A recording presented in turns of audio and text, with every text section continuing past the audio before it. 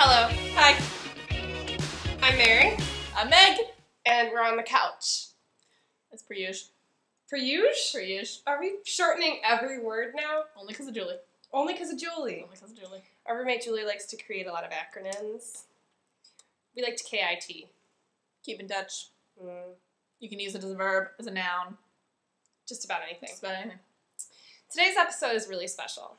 Apparently. Incredibly special. In continuing with the theme of interviewing Meg, I've decided to create a segment, because this is all me, called That's What She Said. So I'm going to mention something, and she doesn't know what it is, but I'm going to mention something that she said, and we're going to have her elaborate on what that meant and why she said it. Would you like to know what you said? Yeah. For our very first issue of That's What She Said, I'd like to discuss something you said on the porch not too long ago. Okay. Do you have any idea what it was? I actually have no idea what it is. I'm actually a little worried about it, to be quite honest. Are you anticipating something bad? Kind of, yeah. Well, okay, so we're sitting on the porch, which is right behind us. It's right here? Yeah. That window. Yeah, out the window. Well, it's outside. It's a porch. Right? Yeah. So, we're sitting there, and Meg says, I'm going to try to do an impression of you, but it's not going to be very good. Let's see. Although Julie says my impression of you is quite good. Oh, when you're not around. When you're not around. All right. So we're sitting there, and Meg love says, me. Meg gets a little look on her face, and she goes, you know, I often worry about how I'm going to have my children watch the Star Wars episodes. In order? 1 through 6?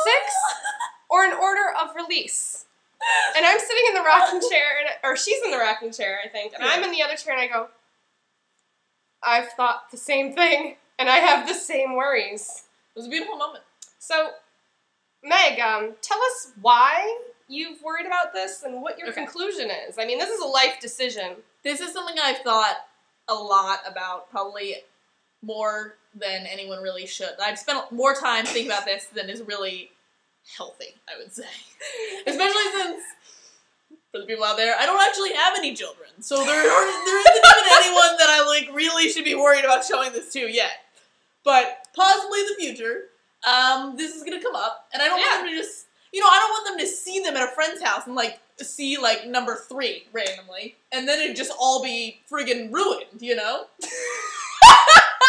Like, I don't want them to go to, like, Johnny's house, and because Johnny's mom is an absolute idiot, she just pops in episode 3, like, it ain't no thing. Like, nobody's, like, she doesn't ask if my child has seen any of the other Star Wars movies leading up to it or following it. Like, what an irresponsible parent. So you want them to see early on, like, as part of their development. As part of their development, yeah. And what order have you decided?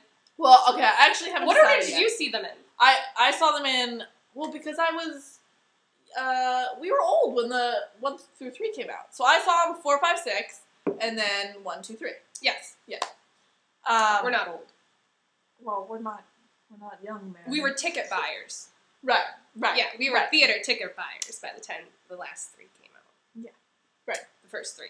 You know, whatever. Right. So there is the idea of showing them like that because that's how I saw them. That's how they were, I guess some would say, meant to be seen. How Lucas intended. But then again, it's kind of a great experiment to do them chronologically because very few people have probably seen them chronologically, you know? That's true. Except now children being born. So what I really, really, actually really want to do is do each one of my children differently. So I want to make one of them watch them 1 through 6, and then another one 4, 5, 6, 1, 2, 3.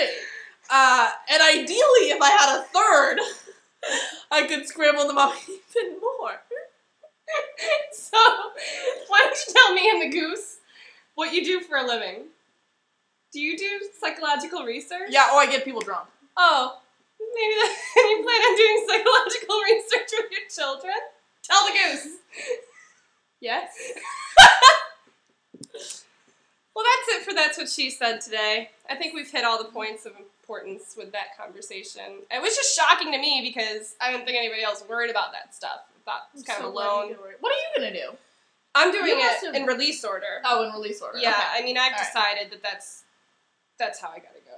Okay. But I've never had the fear before that somebody else is gonna ruin it and show them something You out of never order. know, you no! know? My kids won't be allowed to leave the house until they fully Exactly. understand. Exactly. You gotta watch out for them. There's some crazy people out there. Just Nobody's show gonna ruin the Star Wars experience for my kids. bad. Okay, maybe next episode we'll talk about her wet hair. Meg, how long are your showers typically? What does the word typical mean? Come on. Would say 20 minutes? 40?